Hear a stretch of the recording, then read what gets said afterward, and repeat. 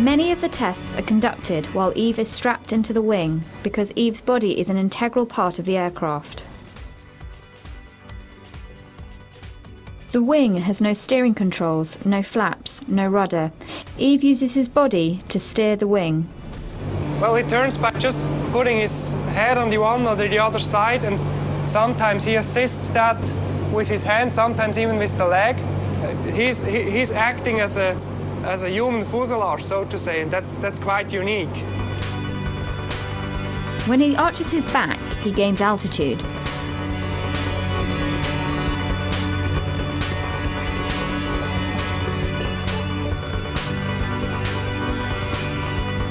When he pushes his shoulders forward, he goes into a dive.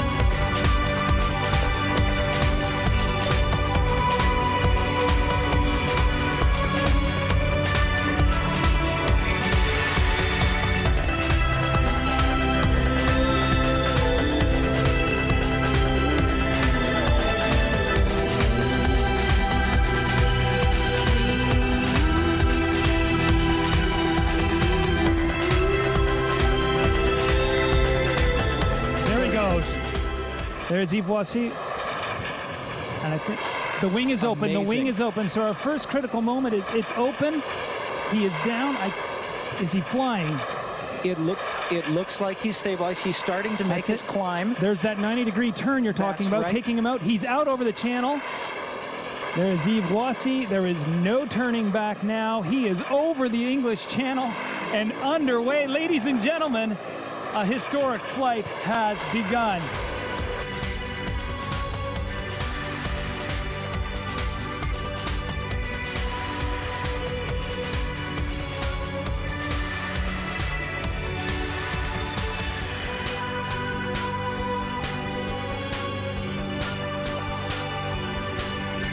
And what he's going to do as he approaches the ground is pull down on those toggles to flare, slow himself down just a little bit, and then come in for a nice landing.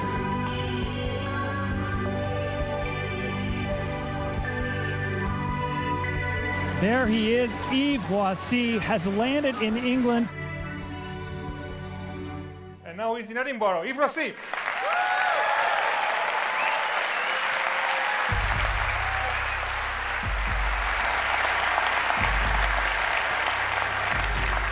And this equipment as well. Yves, welcome. This is quite amazing. Those sequences were shot over the last 3 years in various moments of your activities. There were many, many others. So it's possible to fly almost like a bird. What's this to be up there? It's fun. It's fun. I don't have feathers, but yeah, I feel like a bird sometimes. It's really an unreal feeling because normally you have a big things, a plane around you, and when I strap just this little harness, this little wing, I have really the feeling to be a bird. How did you start to become Jetman? It was about 20 years ago when I did discover free falling. When you go out of an airplane, you are almost naked, you take a position like that, and especially when you take a tracking position, you have the feeling that you are flying. And that's the nearest thing to the dream. You have no machine around you. You are just in the element. It's very short and only in one direction. So the idea was, okay, keep that feelings of freedom, but change the vector and increase the time. Two tiny curiosities. What's your top speed? It's about 300 kilometers per hour before looping. That means about 190 miles per hour. And what's the weight of the equipment you're carrying? When I exit full of kerosene, I'm about 55 kilos. I have 55 kilos on my back. And you're not piloting. There is no handle, no steering, nothing. It's purely your body and the wings become part of the body, or vice versa. That's really the goal, because if you put steering, then you reinvent the airplane. And I wanted to keep this freedom of movement, and it's really like the kid playing to the airplane. I want to go down like that, and up I climb, I turn. It's really pure flying. It's not steering, it's flight. What kind of training do you do, you personally, for that? Actually, I try to stay just fit. I don't do a special physical training. Just I try to keep my mobility through new activities, you know, so that I, for example, last winter I did begin with kite surfing, so new things, so you have to adapt, because this is, I'm quite an experienced manager of system as pilot, but this is really, you need fluidity, you need to be agile and also to adapt very fast. Somebody in the audience asked me, how does he breathe up there? Because you're going fast and you're up at 3,000 meters or so. Yeah, okay, up to 3,000 meters, it's not such a big problem with oxygen, but as you are, for example, bikers, they have the same speed. Just with the helmet, it's integral helmet, it's really no problem to breathe.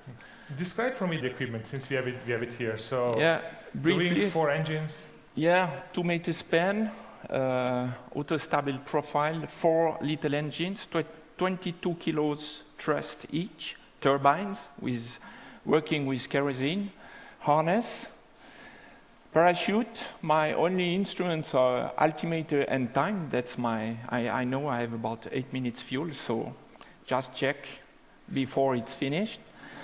And yeah, that's all. 2 parachute.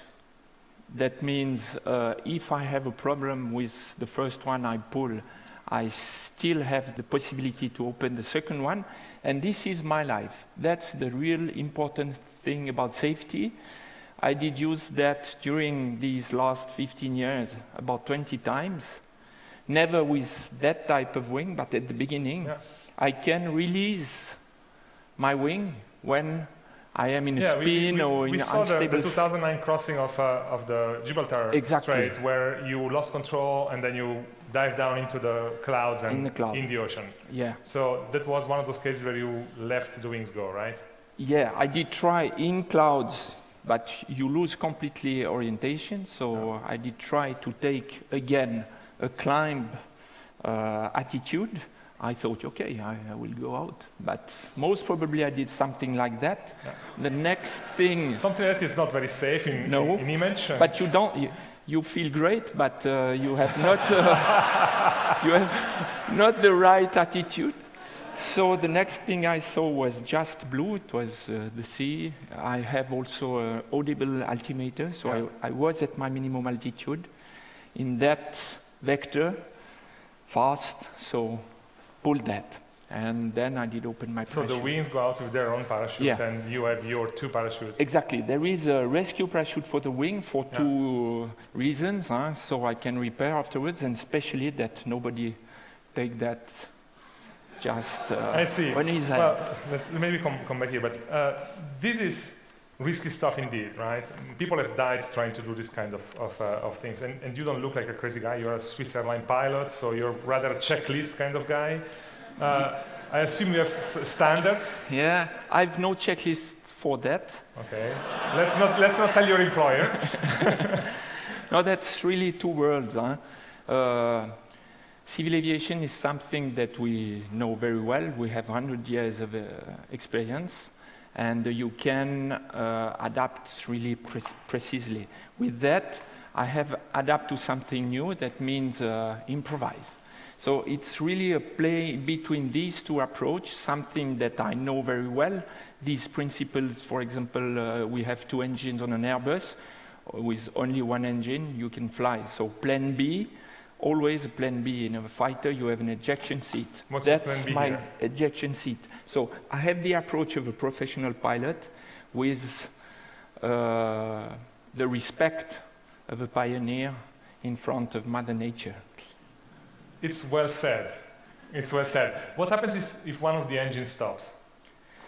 I do a roll, and then I stabilized, and according to my altitude, I continue on 2 or 3 engines. It's sometimes possible. According, it's quite complicated to explain, but according at which regime I can continue on 2. And try to get a nice place to land, and then I open my parachute. So the beginning of the flight is actually you jump off a plane or a helicopter, and you go on a dive, and you accelerate the engines, and then you basically take off midair somewhere. And then the landing, as we have seen arriving in this side of the channel, is through a parachute. So just as a curiosity, where did you land when you flew over the Grand Canyon? Did you land on the rim, down at the bottom? Yeah, it was down on the bottom. And I came back afterwards on the sled of the helicopter back. Yeah. But it was too stony and full of cactus on top also. That's exactly why I asked the question. Yeah, and also the currents are quite funny there. There is a big thermal activity, big difference in altitude also. So it was much safer for me to land at the bottom. So I think that right now many people in the audience are asking, okay, when are you developing a double-seater so they can fly with you? I have a standard answer. Have you ever seen tandem birds? Perfect answer.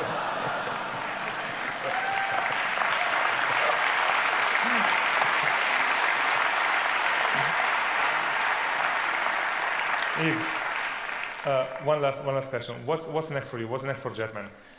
First, to instruct a younger guy. I want to share it, to do formation flights. I plan to start from a cliff, like catapulted from a cliff. So instead of jumping off a plane, yes? Yes, with the final goal to take off, but with initial speed. Yeah. So really, I go step by step. It seems a little bit crazy, but it's not. It's possible to start already now. It's just too dangerous. Thanks the increase of the technology, better technology, it will be safe. And I hope it will be for everybody. Yves, thank you very much. Yves Rossy.